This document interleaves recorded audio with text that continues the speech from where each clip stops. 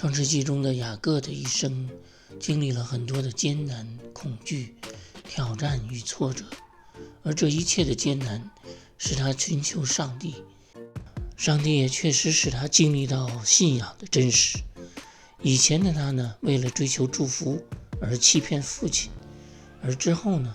虽然看到以扫所拥有的远多于他所有的，他却不为所动，而回答说：“我什么都不缺。”这是一个极大的对比。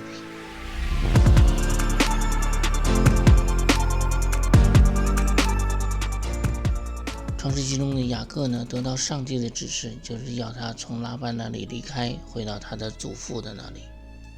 像这样的经文，我与你同在，在圣经里也是多次出现的。然而渐渐的，我也体会到上帝是不会浪费他的话语的，所以每当他这么说呢，言外之意就是人将会遇到这样的环境。所以我理解呢，当上帝应许雅各我必与你同在，那个言外之意呢，就是说上帝已经知道雅各一定会经历惧怕和愁烦。其中一个特别的经历，就是当他听到以扫带着400人迎着他来的时候，经文是说雅各就惧怕。雅各在整个的迁移过程中，他经历了很多事，而这件事我们看到上帝使用这件事成就了一个好的目的。在他回去的过程中，一个关键的地方是他来到河边，估计那是约旦河的一条支流。通常人们过河呢都是在白天，而此时呢雅各却选择夜间。经文是说他夜间起来，先打发他们过河，又打发所有的都过去，只剩下雅各一人。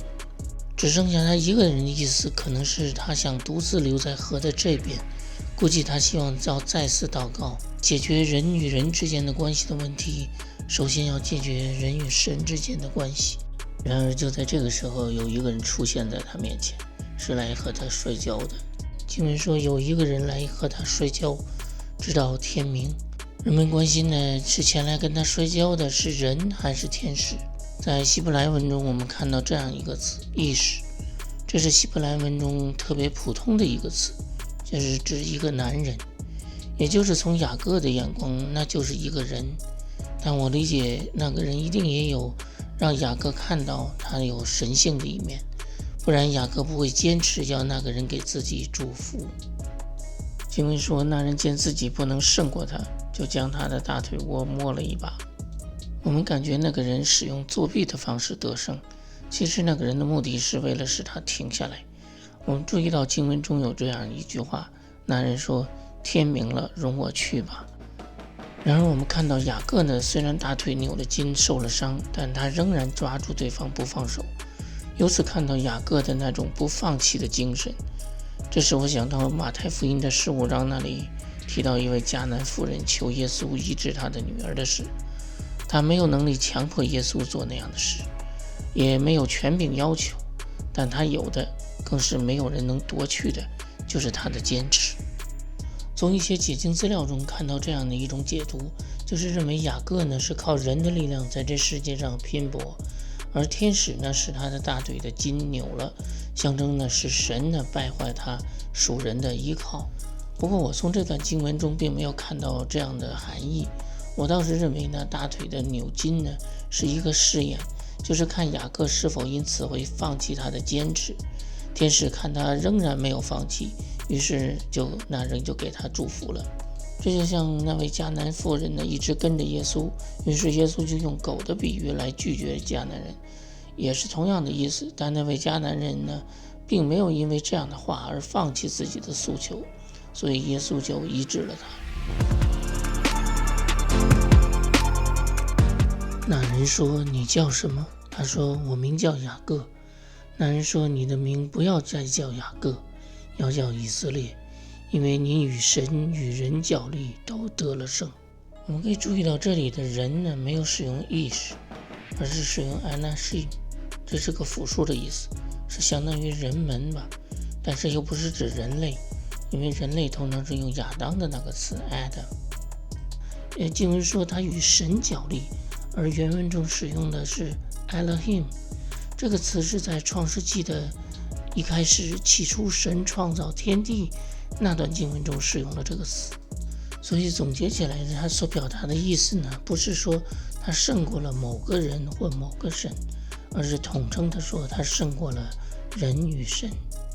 亚伯拉罕的之前的名字呢是叫亚伯兰，也是上帝要他改名。我们看到圣经后来都叫他亚伯拉罕，亚伯兰的这个名字已经不再出现了。同样呢，撒拉呢也是神为他改的名字，之前呢他是叫撒莱，那个称呼也不再使用了。虽然天使对他说以后不要再叫雅各，但事实上呢，雅各这个称呼在创世纪之后仍然被使用着。以色列这个名字呢，不过是雅各的一个另外的称呼。所以我认为呢，与雅各摔跤的呢，应该是一位奉神之命而来的天使，他在人的面前代表了神，也传达了神的旨意，但他是受命的，所以他在天亮之前必须离开。我注意到这个特点同样出现在罗德的故事中，比如天使呢也是在夜间访问罗德，由于罗德的耽误呢，也提到了天明，天使就催促罗德。可以看到天使是必须在太阳升起之前离开，所以这两个故事呢有这样的近似之处。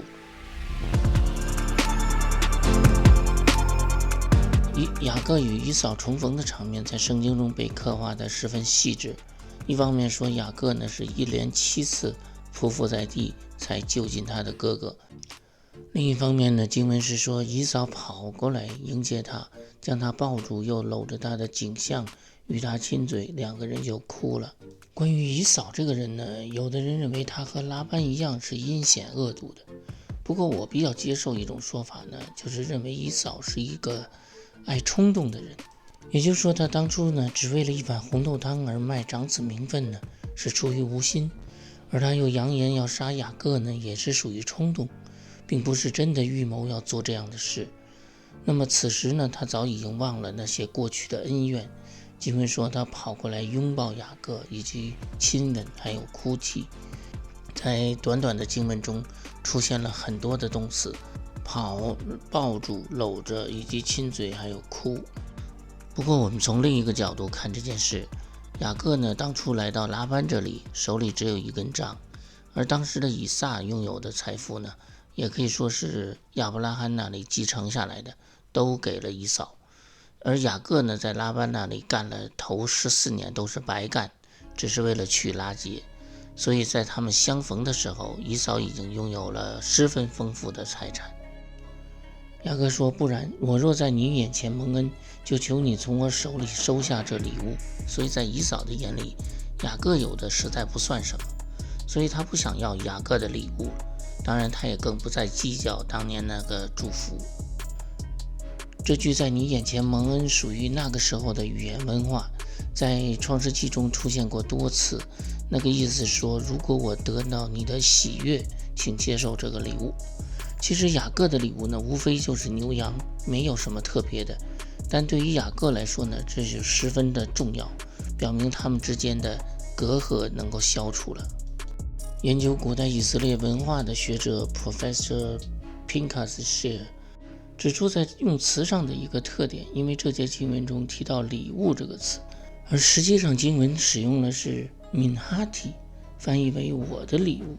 礼物那个词是 minha， 在最后加了一个字母 taf 作为后缀，那么词的意思就变成我的礼物。但是在第11节的经文中，虽然有的版本仍然翻译为我的礼物，但实际上原文中并没有使用前面提到的我的礼物那个词，就是minhati 这个词，而是使用了 birkati， 所以应该翻译为我的祝福更为合理。所以结合上下文的话呢，上一节经文说的是这是他给的礼物，但以扫呢不想接受，所以雅各呢坚持要以扫接受呢，他更换了用词，强调这礼物的重要性。所以这经文应该说，求你收下带给你的我的祝福。也就是说，牛羊本身并不重要，而接受这个礼物的意义才是重要的，不仅代表他们之间的隔阂消除了，也更代表着来自雅各的祝福。以扫和雅各呢，虽然来自同一个家庭，但这分割的20年，不仅是他们的经历不同，更是他们内心中的观念不同。从以扫与雅各这短暂的对话中，我们可以看到他们的不同的视角。以扫拒绝雅各礼物的那个原话是这样：兄弟啊，我的已经够了。这里的够了呢，我认为翻译不是那么准确。我们可以看到原文中使用了 yesh li have 来表示我有足够多的意思，但那个足够呢这个词呢同样出现在创世纪的36章24章那里，但在那里呢都被翻译为很多，所以这里应该翻译为我有很多更为合适。这样看来呢，在以扫的眼里呢，他所看到的是物质的丰富，就是数量上很多的意思，而雅各呢，无论是仆人还是牛羊，都没有以扫所拥有的多。雅各在描述自己的丰富的时候，他使用了稍微不一样的表达。原文是 yesh li kol， 意思是说我有一切。中文翻译的经文是说我什么都有了，